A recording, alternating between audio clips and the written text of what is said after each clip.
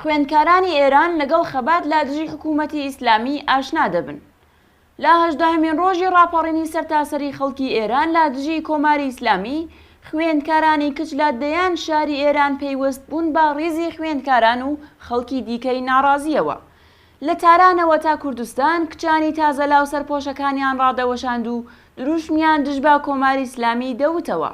سەدان ڤیدۆی ئەم جوڵە وروژێنەرەی کچان و کوڕانی تازە لاو لە قوتابخانەکانی ئێران لە تۆڕە کۆمەڵایەتیەکاندا بڵاو کراونەتەوە. وێنە بڵاوکراوەکانی قوتابخانەکانی کچان بەیانگەری ناڕەزایەتی بەرفراوانی لاوانی پێشزان کۆن کە بێگومان ئەوە بۆ دەسەڵاتدارانی کۆماری ئیسلامی کابوسێکە.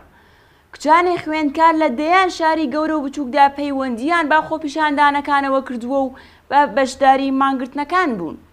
نووسینی دروش، لابردنی سەرپۆش و ئاگرتێبەردانیان، دڕاندنی وێنەی خومەینی و خامنەی لە ناو کتێبەکانی خوێندن، نووسینی دروشم لە ناو پۆلەکان و وتنەوەی دروشمەکانی وەکو مەرگ بۆ دیکتاتۆر، ژن، ژیان، ئازادی لە زۆرێک لە قوتابخانەکان دەبیسترێت. گەلێک ڕسمی و ڤیدیۆ لە مامۆستایانی فەرمانگەی قوتابخانەکانی شارە جیاوازەکان بڵاو کراوەتەوە کە پێکەوە لەگەڵ خوێندکارەکانیان مانیان گرتووە. دوا بەدوای بڵاوبوونەوەی بەیاننامەی ئەنجومەنی هەماهەنگی یەکێتی پەروەردەکارانی ئێران ناڕەزایەتی خوێندکاران چڕتر بووەوە.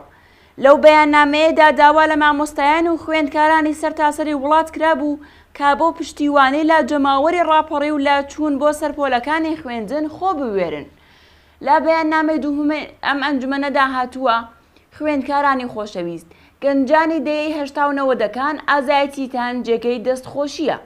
ئێمە مامۆستایان وانەی بوێری و ژیان و ئازادی لە ئێوە فێر دەبین. بەرخۆردانتان لە دژی یەکێک لە دڕندەترین دەستگا سەرکوتگەرەکان لە مێژووی هاوچرخی ڕۆژهەڵاتی ناوەڕاستدا، نەک هەر لە مێژووی ئێراندا، بەڵکو لە مێژووی ناوچەی ڕۆژهەڵاتی ناوەڕاستیشدا بۆ هەمیشە دەمێنێتەوە و یادی دەکرێتەوە.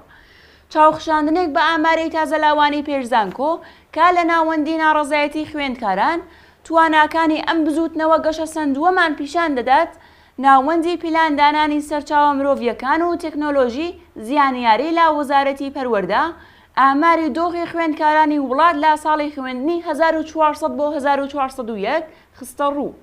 بە پشتبەستن بەم ئامارانە ژمارەی خوێندکارانی کچ لە قۆناغی دووهەمی ئامادەیی لە ساڵی خوێندنی 1400 بۆ 1401 دەگاتە 1,705,507 کەس.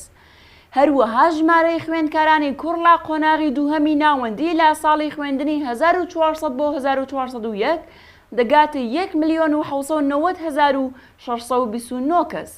قوتابیان، بە تایبەت خوێندکارە کچەکان کە زیاتر لە 7 ملیۆن کەسن هەر لە سەرەتای منداڵیەوە تاڵی هەڵاواردن و نەبوونی ماف و سەپاندنی یاسای کۆنەپەرستانەی ئاینیان چەشتووە.